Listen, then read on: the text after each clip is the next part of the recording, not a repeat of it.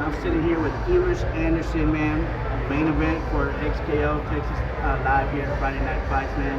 You're gonna be fighting for a title this time, man. How you feeling? Man, I'm pumped up, Joe. A lot of time, a lot of preparation, a lot of fights, man. I had a long amateur record. I had a title shot back in my amateur career, my only loss. So this is a big fight for me, man. Second chance. So you're no stranger to your opponent, man. You won a decision against Devin Miller, man. How do you feel it's gonna go your way again in this second time around? Man, honestly, Joe, I feel like the pressure's all on me. I got everything to lose. I already beat this guy.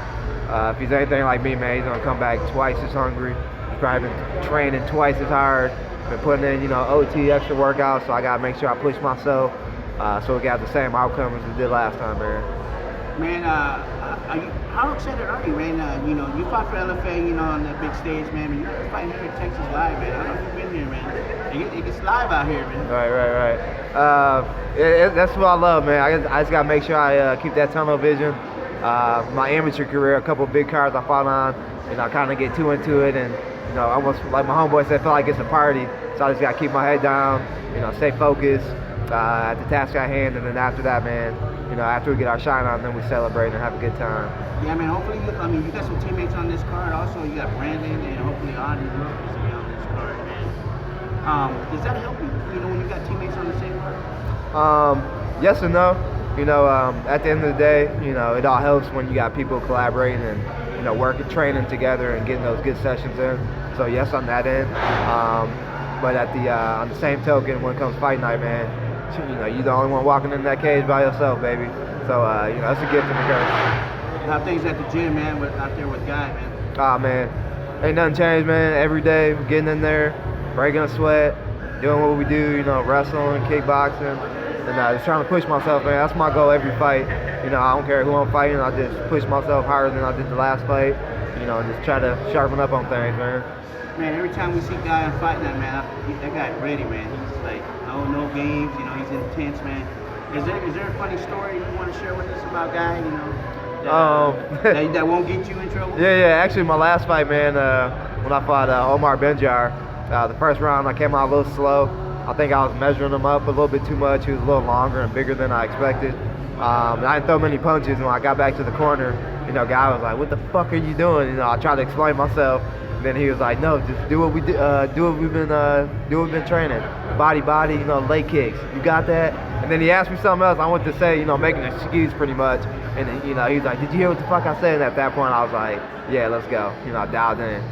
Yeah, man, he's an intense guy, man. For good reason too, man. He always has you guys prepared, man. Absolutely. So what do you like to do in your off time? If you're in training, if you're relaxing, what does yours like to do? Oh man, there ain't a whole lot of downtime. My normal day consists of going to work, man. I'm an office guy. I have a leadership role at work, so I have about 10 agents that I direct. I do that from 7 to 4, man. Then I'm hitting the gym, 5 to 8. And I usually get a nice little cool down sauna session. But outside of that, man, on the weekends I like to travel with my girl. I got 2 kids. We try to keep doing fun things, new fun things, and taking little trips here and there, man, little road trips. Same old.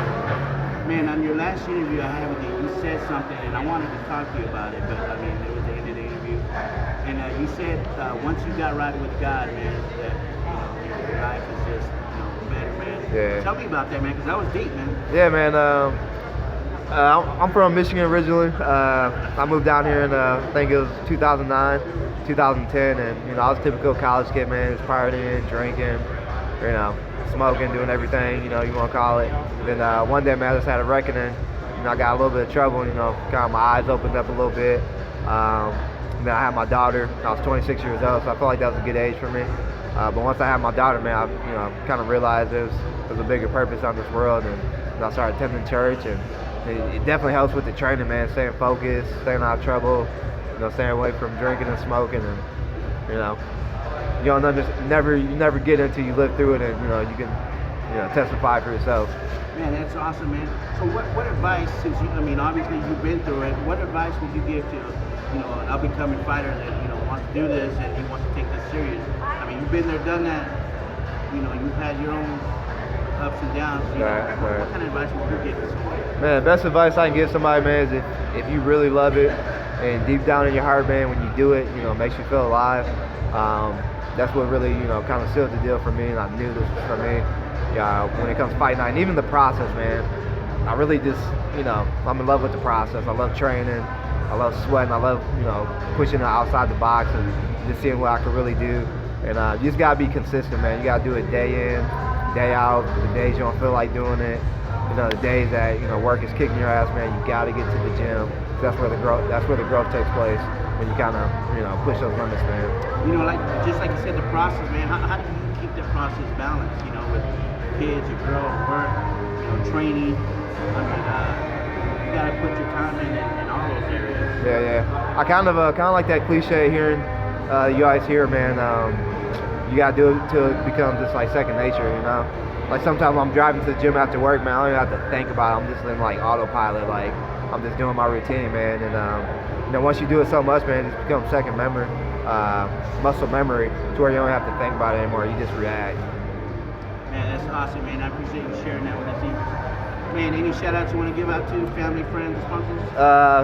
My God, Jesus Christ, man, first and foremost. All my family back home in Michigan. My mom, my sisters, 3 sisters. My daughter Bella, my little man Evers. Guy Measure Combat Sports Club, Dallas, for always, you know, staying behind us. My girl Stephanie Salas, couldn't do it without her. There you go, Evers Anderson will be fighting for that 145-pound title here against Devin Miller. XKO October 4th here in Texas Live, man. You don't want to miss this fight. Hey, Evers, best of luck to you, man. Appreciate the time, brother. All right, Joe.